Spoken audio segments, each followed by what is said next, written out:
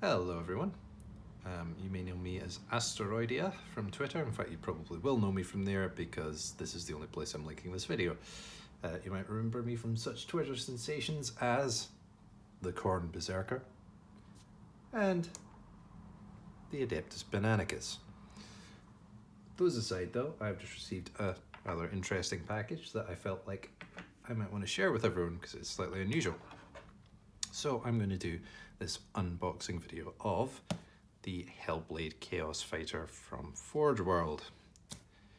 I really hope that's what's inside this box, otherwise all of this setup of all this stuff that I've done to make this video will be quite pointless. But let's have a look. So making my first incision. I've of course removed the label for safety so that no one hunts me down and makes my skin into a piece of clothing.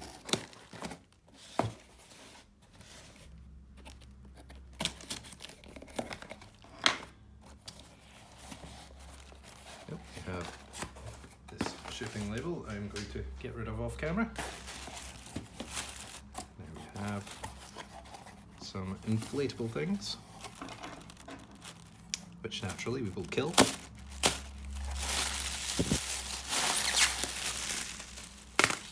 Extremely fast.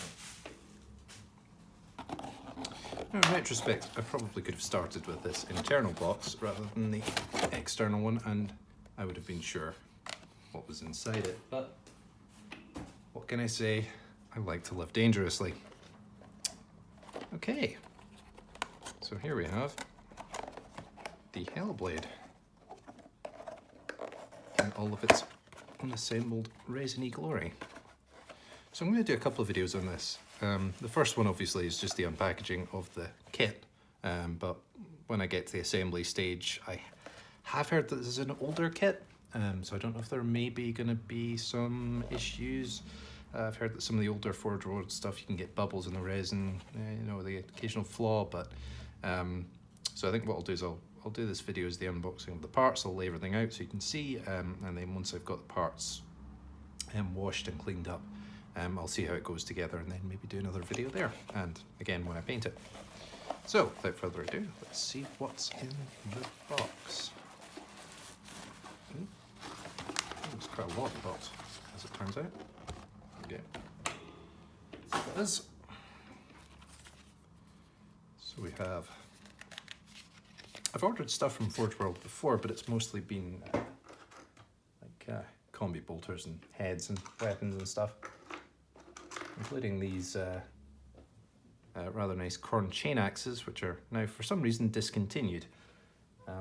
Rather wish I'd bought more of those had I realised they were going to go, but never mind. Yeah, so with the smaller parts you didn't get this nice guide here. Handy. And now we have a single printed sheet of instructions. Yeah, this is definitely Forgeworld stuff. No high-end gloss booklets here. Just yeah, that just came out of a laser printer in the Forgeworld office. Cool. Those are really not very specific.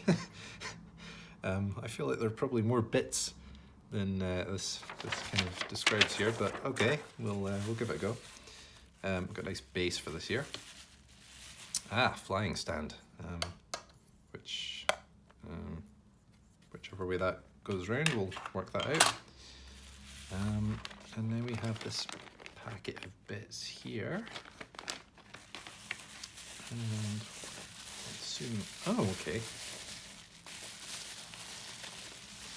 Oh, wow.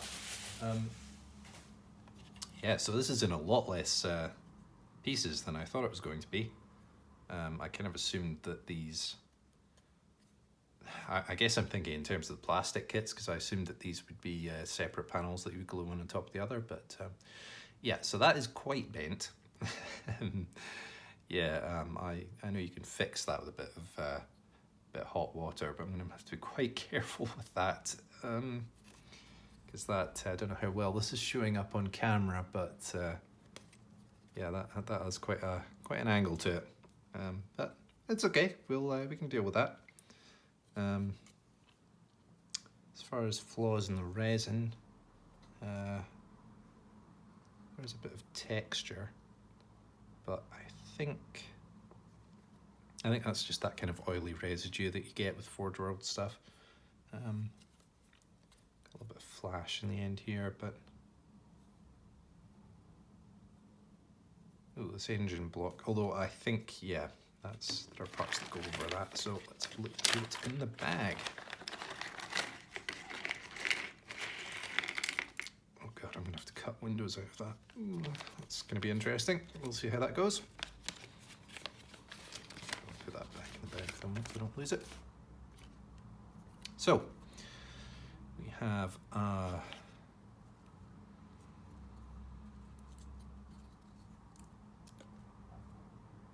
that goes in the back, doesn't it? It's just kind of a pointy bit. Yes, that's the back half. It's the back half of the cockpit. Apologies if none of this was in shot. I haven't really done this whole video making thing before, so you'll have to bear with me a little bit. We've got our two guns, which I believe are autocannons of some kind. The reason I got this now is because I do want to use this. And with the change in the rules for vehicles moving and shooting, this thing used to get a -1 when it moved and shot its autocannons, which meant that it was always hitting on, I think, 4s, which just didn't look great. But now that it can move and shoot heavy weapons without penalty, I think it might be a lot more practical. And also, it's just always been one of my favourite Forgeworld models. Okay, so here's the engine block. So this, I think you cut the whole section off the back here, and then this fits on instead. So that's fine. There's our cockpit. Our initially filled in windows. There's the pilot. Little Chaos Space Marine pilot. I don't know about this guy. I might potentially swap his head out with something.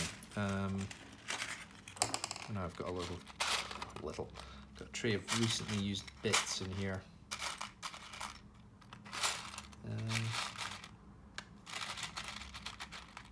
Yeah. So I've got one of these Mark III heads. I might leave him as is. It's kind of a cool head, like his little mohawk. But I might swap that out with the Mark III, or maybe one of the other Forgeworld resin heads. These are actually iron hands rather than my own Iron Warriors, but they've got a nice kind of cyborg feel to them. Maybe swap out from one of those. I'll see how I feel though. I might not want to chop into this too much. So yeah, that's the. Oh wow, those are delicate. So yeah, that's the Chaos Hellblade Fighter. Spread out on the table. So I'm pretty happy with that. I don't immediately see a huge number of flaws in the resin. There are definitely some cases, bits where this is warped a little bit, but I'll get that under some heat and hopefully that won't be a huge problem. Yeah, these guns are a little bit wonky as well, but I'll see what I can do to fix that, and I will be back with a follow-up video once I have the parts clean and I start on assembly. So thank you very much for watching.